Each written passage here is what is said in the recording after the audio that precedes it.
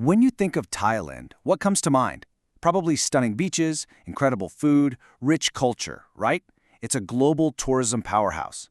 But right now, the entire country is wrestling with this massive, multi-billion-dollar question. Should it legalize casinos? And let me tell you, it is a high-stakes gamble that could literally reshape its future. All right, so here's our game plan. First up, we're going to lay out the billion-dollar question that's on the table. Then, we'll take a look at the surprisingly deep history of gambling in Thailand. After that, we'll weigh the promise, the potential economic jackpot, against the very real peril. We'll even dig into some fresh research on what tourists actually want, before we wrap up with Thailand's final bet. So let's get right into the core issue. Thailand is already a giant in the tourism world, but it's now thinking about a move that could either supercharge its economy or maybe change its very identity for good. And that really is the question, isn't it? When you're already one of the top travel spots on the planet, why would you even consider a gamble this big? What's the real motivation for a place that's already a paradise to suddenly want to roll the dice on casinos? To really get a sense of what's on the line here, just look at this number. We're talking over 35 million international tourists in one single year. This isn't just a successful industry. It is a fundamental pillar of the entire country's economy. So this is the baseline of success that Thailand is deciding whether to bet on or maybe bet against.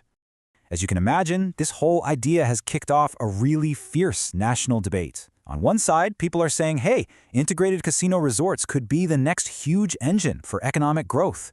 But on the other, there are these deep, deep concerns that they could tarnish the very image that brings millions of people there in the first place. To really understand how we got here, we've got to look back. Because this isn't a new conversation, not at all. Actually, the relationship between Thailand and gambling has these incredibly deep and kind of fascinating roots that stretch back for centuries. And this timeline just lays out the journey perfectly. Way back in the 17th century, Siamese kings were actually using gaming events as a form of diplomacy and entertainment for their foreign guests. Kind of wild, right? But then, you fast forward to 1930, and boom, the Gaming Act comes in and completely outlaws casino operations. And that brings us right up to today, where the debate is back, and it's more intense than ever before. Okay, so let's dig into what's driving this debate today. We'll start with the promise, the really powerful economic arguments that make legalizing casinos, well, so incredibly tempting. The people who are for this, they're looking at numbers just like this one. The global market for land-based casinos is worth over $300 billion. For a country that's always looking to boost its revenue, that number looks like a massive potential jackpot just sitting there waiting. The case for this is built on some pretty powerful pillars. We're talking about a huge new stream of money for the government, for one. That, in turn, could create thousands and thousands of jobs.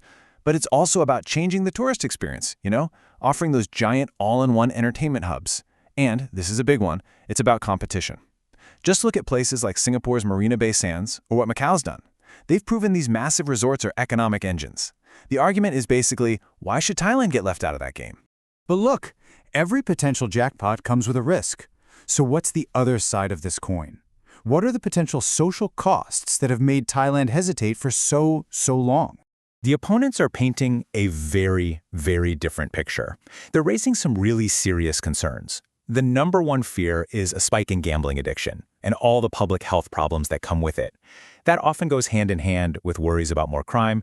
But beyond the numbers, there's this deeper cultural anxiety, this idea of moral decay, and a real fear that the unique social fabric and heritage of Thailand could be seriously strained or even damaged by these giant commercial projects. So what it all boils down to is this incredibly stark contrast.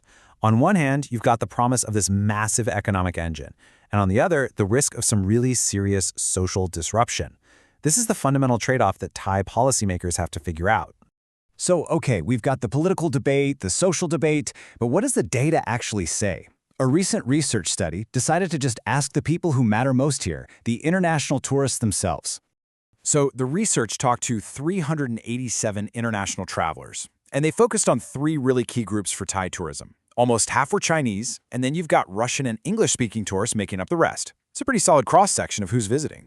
And the study found two very distinct but equally important groups. First up, you have your high rollers, the VIPs. These folks want exclusivity, private rooms, super high-end services. Then you've got the casual players. They're mostly there for leisure and fun. They want a whole entertainment experience, not just a place to gamble. And for a casino to work, it has to serve both. Now here's where it gets really, really interesting. This is the core finding from the study. For a lot of the tourists they talked to, having a casino wasn't just some small perk. It was a key factor that actually influenced their whole impression of the destination and, maybe most importantly, whether they plan to come back. And all of this brings us right back to that final, critical decision that Thailand is facing. When you put everything on the table, the history, the economic potential, the social risks, and what the tourists are now saying, you can see that the country is at a true crossroads. At the end of the day, this isn't just about balancing a budget. This is really a debate about the soul of Thai tourism. Is the future all about integrated resorts and high-stakes gaming? Or is it about protecting that unique cultural charm that made Thailand a global icon in the first place? And so we're left with this one final question. As the country weighs all its options, it has to decide if legalizing casinos is the winning hand that's going to secure its economic future, or if it's one massive gamble that it simply cannot afford to lose. And the whole world is watching to see which cards Thailand decides to play.